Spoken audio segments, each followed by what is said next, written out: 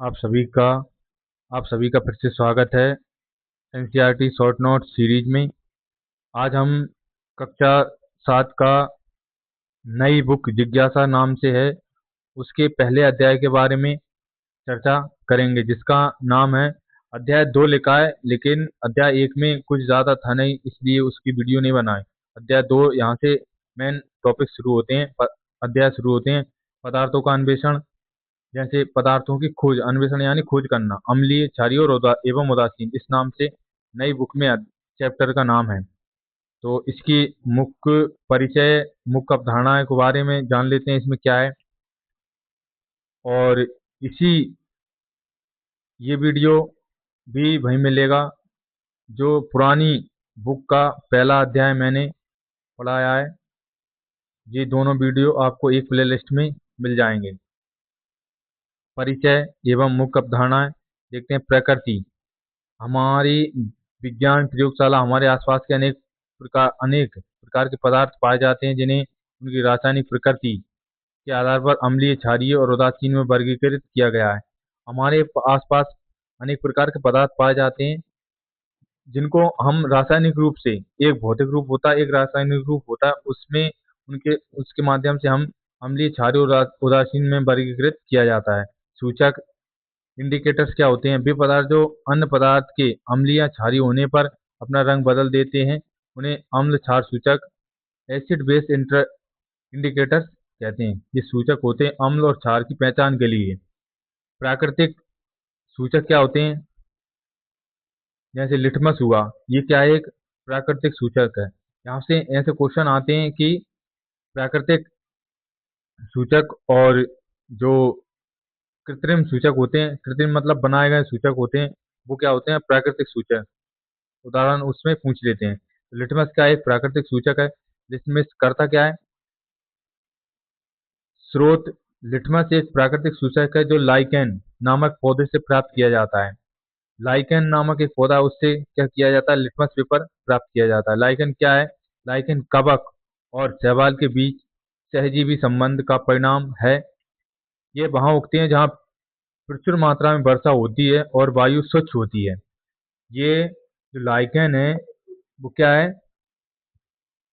कवक और शैवाल के बीच सहसंबंध का काम करता है। कवक और किसके? शैवाल के बीच लाइकेन। ये उगता कहाँ है? प्रचुर मात्रा, जहाँ वर्षा अधिक होती है और स्वच्छ वायु होती है। उपलब्धता, यह विलयन के रूप में कागज की पट्टियों, लिटमस पत्र के रूप में उपलब्ध होता है। यह दो रंगों का होता है, नीला या लाल। जो लिटमस पेपर होता है, आपने देखा होगा कि अम्ल और क्षार जब लिटमस पेपर डालते हैं तो उनका रंग बदल जाता है। तो जो रंग होता है लिटमस पेपर का, वो नीला या लाल होता है। लिटमस का रंग परिवर्तन नियम क्या होता है?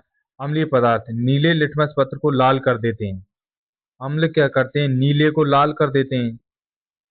अम्ल, ये यहाँ पे ये प्रश्न बार बार पूछा जाता है। अम्ल, नीले लिटमस पेपर को लाल कौन कर देता है? तो वो अम्ल होता है। अम्लीय से पूछ लेते हैं, क्षारीय से पूछ लेते हैं। क्षारीय पदार्थ लाल लिटमस पत्र को नीला कर देते हैं।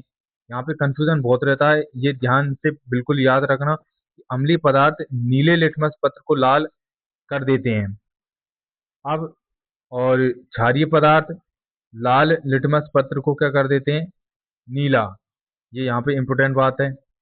उदासीन पदार्थ दोनों प्रकार के लिटमस पत्रों पर कोई प्रभाव नहीं डालते, रंग नहीं बदलते, वो क्या क्या होते हैं? उदासीन पदार्थ होते हैं। लाल गुलाब का अर्क, रेड रोज एक्सट्रैक्ट, ये क्या होता है? ये भी एक प्राकृतिक सूचक होता है, अम्ल और क्षार बताने वाला। तैयारी, लाल गुलाब की पंखुड़ियों को कुचलकर गर्म पानी में भिगोकर और छानकर यह सूचक तैयार किया जाता है। रंग परिवर्तन, अम्लीय विलयन में यह लाल वर्ण तथा क्षारीय विलयन में हरे वर्ण में बदल जाता है। तो लाल गुलाब होता है, अगर उसको गर्म पानी में भिगोकर छानकर सूचक तैयार किया जाता है। रंग में क्या होता है? अम्ल विलयन में जब डालते हैं तो ये लाल वर्ण देता है और क्षारीय विलयन में ये हरा। हल्दी और हल्दी पत्र, जो हल्दी है वो भी एक प्राकृतिक सूचक है, अम्ल और क्षार को दिखाने का। जैसे तैयारी, हल्दी के लेप को फिल्टर पेपर पर लगाकर सुखाकर हल्दी पत्र तैयार किया जाता है। रंग परिवर्तन क्या होता है? आप क्षारीय विलयन के संपर्क में आने पर हल्दी का पीला रंग लाल हो जाता है। अम्लीय और उदासीन विलयनों में हल्दी का रंग अपरिवर्तित रहता है। आप लोगों ने देखा होगा, जब भी शादी ब्याह में या कपड़ों पे अपनी हल्दी लग जाती है और उसमें जो हम निरमा डालते हैं धोने के लिए, तो जो हल्दी पे हल्दी लगी है जिस कपड़े पर, उसका रंग कैसा हो जाता है? लाल। ये क्या होता है? एक क्षारीय विलयन होता है। जो नमक क्या करता है? एक क्षार का काम करता है। अम्ल और उदासीन में हल्दी पर कोई रंग परिवर्तित नहीं होता। दैनिक जीवन का उदाहरण, सफेद शर्ट पर लगे कड़ी हल्दी के दाग पर साबुन क्षारीय लगाने से उसका रंग लाल भूरा हो जाना। आगे इस टॉपिक आगे इस चैप्टर में पढ़ते हैं। अगर वीडियो अच्छी लगे तो चैनल को सब्सक्राइब जरूर कर लें। ऐसी ही इम्पोर्टेंट शॉर्ट नोट सीरीज में आपको 6 से लेकर 12वीं तक चलेंगे, जो आपके लिए सभी एग्जामों के लिए इम्पोर्टेंट होंगे।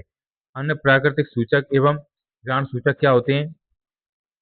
चुकंदर, लाल एवं बैंगनी पत्ता गोभी, जामुन और लाल गुड़हल हिबिस्कस के पुष्प भी प्राकृतिक सूचक के रूप में कार्य करते हैं। ये ऐसे पूछ लेता है कि प्राकृतिक सूचक, अम्ल और क्षार के प्राकृतिक सूचक कौन कौन से हैं। अब है हाइड्रेंजिया। यह हिमालय क्षेत्रों में उगने वाला पौधा है। अम्लीय अम्लीय मृदा में इसके पुष्प नीले और क्षारीय मृदा में गुलाबी या लाल रंग के खिलते हैं। घ्राण सूचक क्या होता है? वे पदार्थ जिनकी गंध अम्लीय और क्षारीय माध्यम में परिवर्तित हो जाती है उन्हें घ्राण सूचक कहते हैं। जैसे प्याज, ओनियन होता है। अब यहाँ पे अम्ल और क्षार की सामान्य विशेषताएं के बारे में पढ़ लेते हैं। अम्ल और क्षार के बारे में शब्द आ रहा है। गुणधर्म, अम्ल पदार्थ एसिड्स और क्षारीय पदार्थ बेसिस। तो स्वाद कैसा होता है? अम्ल स्वाद में कैसे होते हैं? खट्टे, ये आपने पढ़ा होगा। और क्षार कैसे होते हैं? कड़वे, बिटर बोलते हैं इनको इंग्लिश में। और स्पर्श, साबुन जैसे। तो अम्लीय तो कोई इस पे स्पर्श नहीं होता, लेकिन क्षार पे जो स्पर्श करते हैं तो वो साबुन जैसे चिकने होते हैं क्षारीय पदार्थ। लिटमस प्रभाव, नीले लिटमस को लाल कर देते हैं कौन? अम्ल। और लाल लिटमस को नीला कौन कर देता है? क्षार। प्रमुख उदाहरण, नींबू का रस, दही, सिरका, इमली। ये क्या है? अम्लीय पदार्थ है, आपने देखा होगा, खट्टे लगते हैं ये। साबुन का विलयन, बेकिंग सोडा, चूने का पानी, ये क्या है? क्षारीय पदार्थ है। प्रमुख खाद्य पदार्थों में उपस्थित अम्ल, जैसे कुछ खाद्य पदार्थ हैं उनमें कौन कौन से अम्ल पाए जाते हैं? नींबू का रस, संतरा, सिट्रिक अम्ल एवं एस्कॉर्बिक अम्ल, विटामिन सी। जो विटामिन सी है ना, इसका रासायनिक नाम होता है एस्कॉर्बिक अम्ल और सिट्रिक अम्ल होता है। तो नींबू के रस और संतरे के रस में कौन कौन से अम्ल पाए जाते हैं? सिट्रिक अम्ल और एस्कॉर्बिक अम्ल। इमली में टार्टरिक अम्ल, आंवला में सिट्रिक एवं एस्कॉर्बिक अम्ल, सिरका एसिटिक अम्ल, दही लैक्टिक अम्ल। लैक्टिक अम्ल आपने देखा होगा किस में पाया जाता है? दही में। और लैक्टिक अम्ल हमारे शरीर में जब आप ऑक्सीजन की कमी होने लग जाती है तो वहां पे लैक्टिक अम्ल का जमाव हो जाता है, इसलिए हाथ पैर दर्द करने लगते हैं। और नींबू का रस, ये इम्पोर्टेंट है, यहाँ पे से प्रश्न बन जाता है कि टार्टरिक अम्ल किस में पाया जाता है, एसिटिक अम्ल किस में पाया जाता है, लैक्टिक अम्ल किस में पाया जाता है। ऐसे इंपोर्टेंट क्वेश्चन बन जाते हैं। अब आता है उदासीनीकरण अभिक्रिया, न्यूट्रलाइजेशन रिएक्शन क्या होती है? परिभाषा, जब किसी अम्ल के विलयन को किसी क्षार के विलयन में पर्याप्त मात्रा में मिलाया जाता है तो परिणामी विलयन ना तो अम्लीय रहता है ना ही क्षारीय। इस प्रक्रिया को उदासीनीकरण अभिक्रिया कहते हैं। उत्पाद, इस प्रक्रिया में लवण, सैल्ट और जल वाटर का उत्पादन होता है। ऊष्मा हीट उत्सर्जित होती है। उदासीनीकरण प्रक्रिया में क्या बनता है? एक तो लवण सैल्ट बनता है, जल बनता है और ऊष्मा हीट उत्सर्जित निकलती है। अम्ल प्लस क्षार तो इज इक्वल टू लवण, बनता क्या है? लवण प्लस जल और प्लस ऊष्मा निकल जाती बाहर। दैनिक जीवन में उदासीनीकरण के अनुप्रयोग, अपने दैनिक जीवन में उदासीनीकरण अभिक्रिया बहुत इंपॉर्टेंट है। जैसे चींटी का काटना, चींटी के डंक में फार्मिक अम्ल होता है प्रभावित स्थान पर नम बेकिंग सोडा क्षारीय लगाने से अम्ल का प्रभाव उदासीन हो जाता है और राहत मिल जाती है। आप लोगों ने देखा होगा कि जो चींटी काटती है, अगर उसमें चींटी के डंक में फार्मिक अम्ल होता है, अगर वहां पर अपन बेकिंग सोडा जो सोडा लगा लेते हैं, उसकी प्रकृति क्षारीय होती है, तो वो कैसे हो जाती है? उदासीन, दर्द गायब हो जाता है। मृदा उपचार।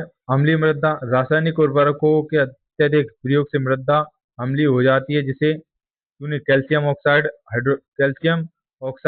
हाइड्रोक्साइड जैसे क्षारीय पदार्थों से उपचारित किया जाता है। जब ज़्यादा मृदा अम्लीय हो जाती है तो उसमें कैल्शियम ऑक्साइड और हाइड्रोक्साइड के पदार्थ डाले जाते हैं, तो वो कैसी हो जाती है? उपचारित, उदासीन हो जाती है। क्षारीय मृदा। क्षारीय मृदा ऐसे जैविक खाद और कंपोस्ट मिलाए जाते हैं। औद्योगिक अपशिष्ट। कारखानों के अम्लीय अपशिष्टों में क्षारीय पदार्थ मिलकर उन्हें जलाशयों में छोड़ने से पहले उदासीन किया जाता है। वैज्ञानिकों से परिचय। अब इस चैप्टर में एक वैज्ञानिक से परिचय का टॉपिक दिया, उसको भी पढ़ लेते हैं उनके बारे में। इन्हें आधुनिक भारतीय रासायनिक विज्ञान के जनक, father of modern Indian chemistry कहा जाता है। इसको आचार्य प्रफुल्ल चंद्र रे को आधुनिक रासायनिक विज्ञान का जनक। इन्होंने यूनाइटेड किंगडम से रसायन विज्ञान में डायरेक्ट डॉक्टरेट की उपाधि प्राप्त की। 1900 में भारत की प्रथम फार्मा फार्मास्यूटिकल कंपनी की स्थापना की। इन्होंने शिक्षा के माध्यम के रूप में मातृभाषा के उपयोग का प्रबल समर्थन किया। तो आज का वीडियो यहीं समाप्त होता है। अगर ये वीडियो आपको अच्छा लगा हो तो चैनल को सब्सक्राइब जरूर कर लें। ऐसे ही नई और पुरानी दोनों एनसीईआरटी के वीडियो और पीडीएफ आपको चैनल के माध्यम से मिल जाएंगे। बहुत बहुत धन्यवाद।